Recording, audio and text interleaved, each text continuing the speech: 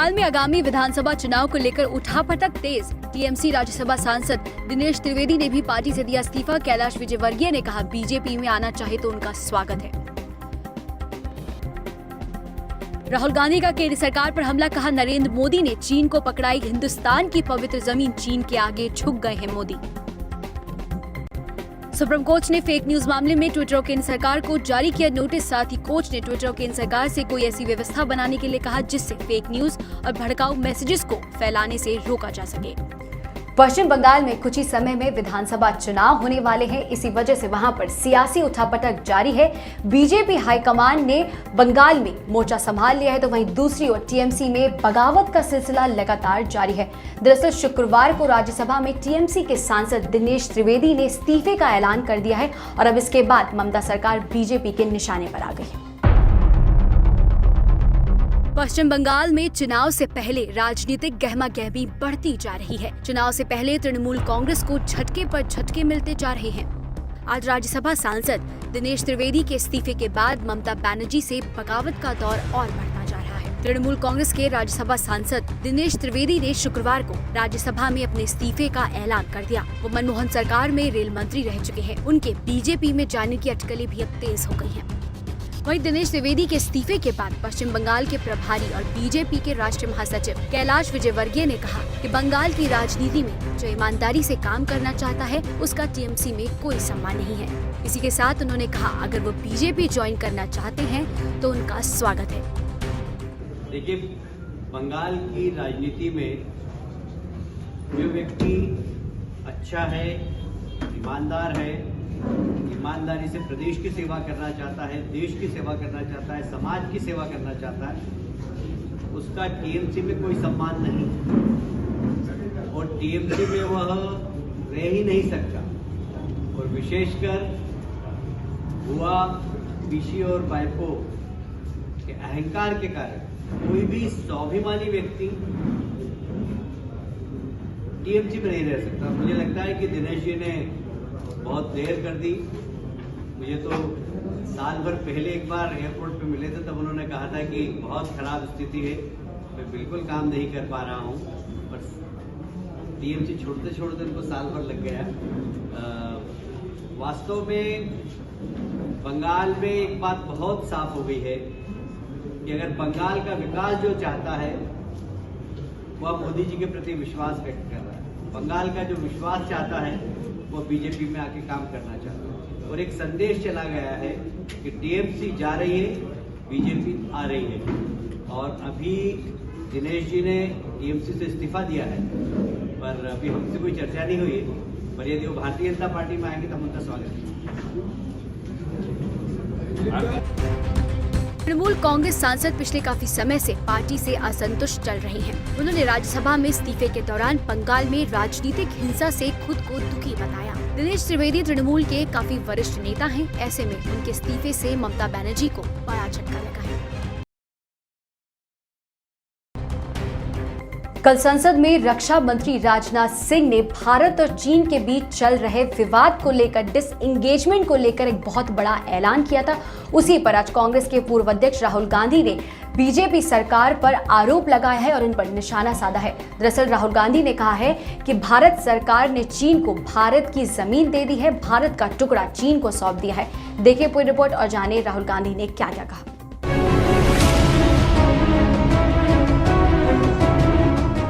रक्षा मंत्री राजनाथ सिंह के संसद में पूर्वी लद्दाख में भारत और चीन द्वारा सेनाएं हटाने की प्रक्रिया को लेकर सहमति बनने के बारे में गुरुवार को बड़ा ऐलान दिया था। लेकिन कांग्रेस के पूर्व अध्यक्ष राहुल गांधी ने डिसएंगेजमेंट को लेकर मोदी सरकार पर निशाना साधा है।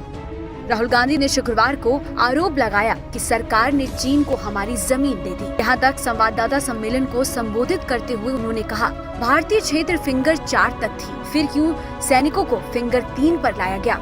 देपसांग गोगराहाट स्प्रिंग के बारे में स्थिति स्पष्ट क्यों नहीं की गई?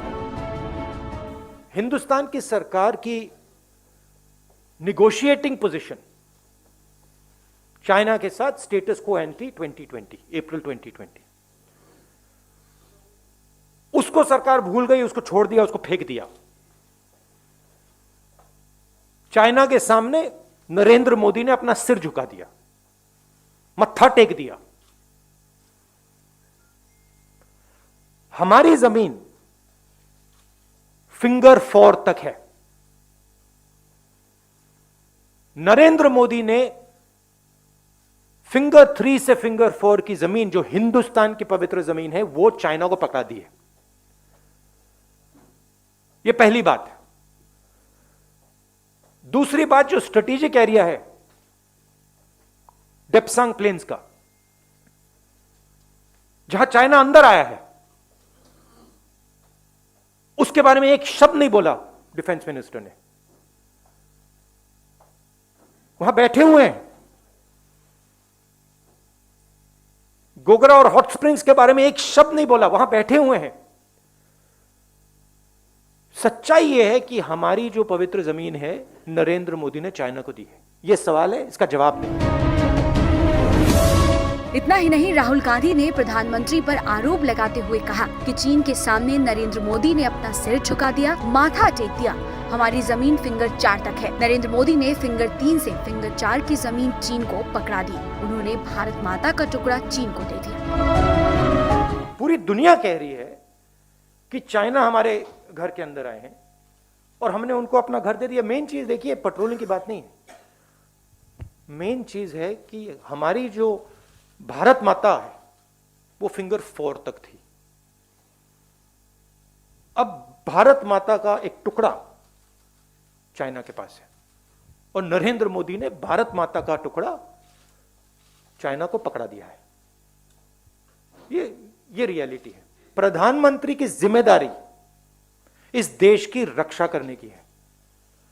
प्रधानमंत्री ने वो जिम्मेदारी निभाई नहीं है। हमारी जमीन उन्होंने चाइना को दी है। इसी के साथ राहुल गांधी ने कहा, इस देश के क्षेत्र की रक्षा करना प्रधानमंत्री की जिम्मेदारी है। वह इसे कैसे करते हैं या उनकी समस्या है, मेरी नहीं।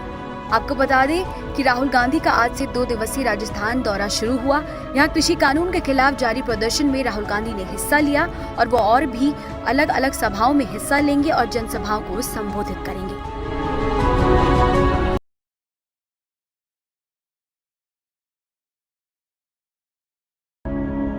सुप्रीम कोर्ट ने ट्विटर और केंद्र सरकार को फेक न्यूज के मामले में नोटिस जारी किया है। सुप्रीम कोर्ट ने जो ये फेक न्यूज है और फर्जी मैसेजेस के जरिए जो घृणा फैलाई जाने वाले कंटेंट्स हैं और जो विज्ञापन के जरिए ऐसी घृणा फैलाई जा रही है, उस पर एक मैकेनिज्म बनाए जाने पर जवाब मांगा है। और साथ ही सुप्रीम कोर्ट ने ट्विटर और केंद्र सरकार को कहा है कि एक ऐसी व्यवस्था बनाई जाए कि ऐसे फेक मैसेजेस को, ऐसे फेक न्यूज को रोका जा सके। देखिए पूरी रिपोर्ट।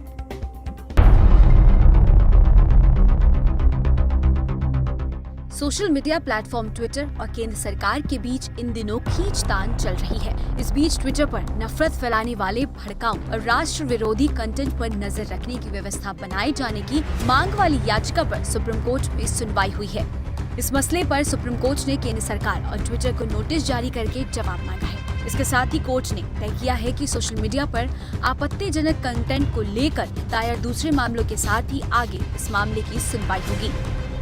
शीर्ष अदालत ने सरकार से पूछा है कि ट्विटर पर इस तरह के मैसेज आने के बाद उनकी तरफ से क्या किया जा सकता है। आपको बता दें कि इस मसले पर सुप्रीम कोर्ट में बीजेपी के नेता विनीत गोयनका ने ये अर्जी दायर की थी। विनीत गोयनका ने कहा था कि ट्विटर पर भड़काऊ और देश विरोधी मैसेज पोस्ट किए जाते हैं। बीजेपी नेता ने साथ ही ये भी कहा कि इस पर रोक के लिए फिलहाल कोई दिशा निर्देश नहीं है। ऐसे में कोर्ट सरकार को इस संबंध में तुरंत दिशा निर्देश बनाने का आदेश दे। गौरतलब है कि किसान आंदोलन को भड़काने में शामिल हुई सोशल मीडिया अकाउंट को बंद करने को लेकर सरकार के दिशा निर्देशों की अनदेखी करने पर जारी गतिरोध के बीच फेसबुक और ट्विटर जैसे सोशल मीडिया प्लेटफॉर्म्स पर नियंत्रण की मांग उठ रही है।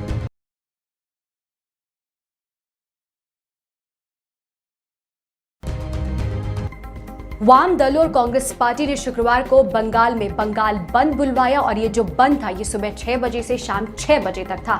इस बंद के दौरान वामपंथी पार्टी के कार्यकर्ताओं ने जगह जगह पर सड़क ब्लॉक की, उन्होंने रेलवे ट्रैक्स को भी ब्लॉक किया और टायर जलाकर अपना विरोध जताया। लेफ्ट पार्टी का कहना है कि पुलिस ने उनके कार्यकर्ताओं की पिटाई की, वाटर कैनन का भी इस्तेमाल किया गया, इसीलिए ये बंद बुलवाया गया था। देखिए पूरी रिपोर्ट। पश्चिम बंगाल में इस साल विधानसभा चुनाव होने हैं। ऐसे में सभी पार्टियों ने अपनी तैयारियां तेज कर दी हैं। लेफ्ट फ्रंट ने आज 12 घंटे के बंगाल बंद का आह्वान किया है। राज्य में बंद का मामूली असर देखा जा रहा है। बंद के दौरान वाम दलों और कांग्रेस के कार्यकर्ताओं ने अशोकनगर उत्तर 24 परगना में एक सड़क को बंद कर दिया है। कुछ जगह सड़कों पर प्रदर्शन कर रहे लेफ्ट कार्यकर्ताओं ने टायर जलाकर भी अपना विरोध जताया। राज्य में 12 घंटे के बंद के दौरान राज्य के अलग अलग हिस्सों में लेफ्ट कार्यकर्ता प्रदर्शन कर रहे हैं। वहीं सिलीगुड़ी में सड़कों पर सन्नाटा छाया हुआ है। सड़कों पर फिलहाल बहुत कम लोग नजर आ रहे हैं। आपको बता दें, कांग्रेस लेफ्ट फ्रंट के कार्यकर्ताओं ने कोलकाता के नबन्ना की ओर रोजगार की मांग करते हुए मार्च निकाला। लेफ्ट का आरोप है कि इस दौरान पुलिस ने उनके कार्यकर्ताओं की पिटाई की और उन पर वाटर कैनन का इस्तेमाल किया गया। इसी के विरोध में शुक्रवार को वाम दलों और कांग्रेस पार्टी ने 12 घंटे का बंगाल बंद बुलाया है। लेफ्ट फ्रंट के चेयरमैन बिमन बोस ने बताया कि यह बंद सुबह 6 बजे से शुरू होकर शाम को 6 बजे तक रहेगा।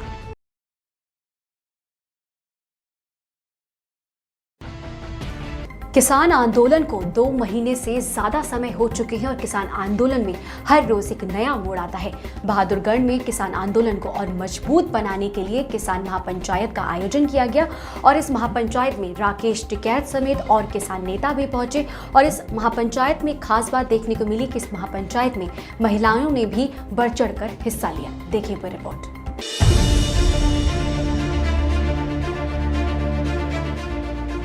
कृषि कानूनों के खिलाफ किसान आंदोलन लगातार चल रहा है। किसान नेता आंदोलन को धार देने और समर्थन जुटाने के लिए अलग अलग जगहों पर महापंचायत कर रहे हैं।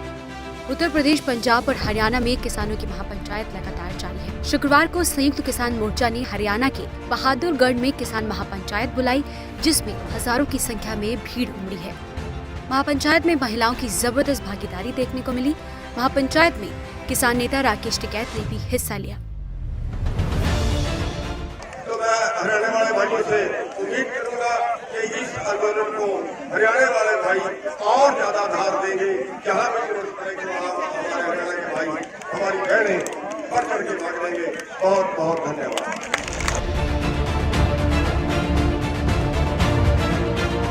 गुरनाम जठोनी ने कहा है कि आरएसएस वाले आजादी के भी विरुद्ध थे।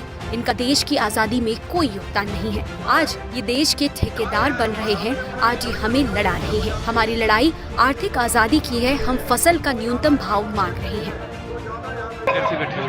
ये आंदोलन आजादी की, आर्थिक आजादी की दूसरी लड़ाई है। केवल कानूनों का आंदोलन नहीं है, केवल 3 अध्यादेशों का, 3 काले कानूनों का आंदोलन नहीं है।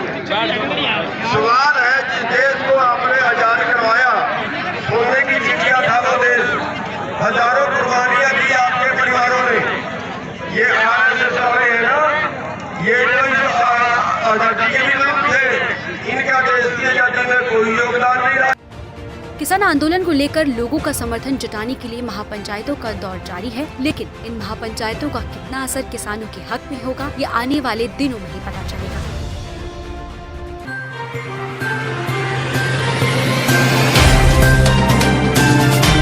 Subscribe now and press the bell icon.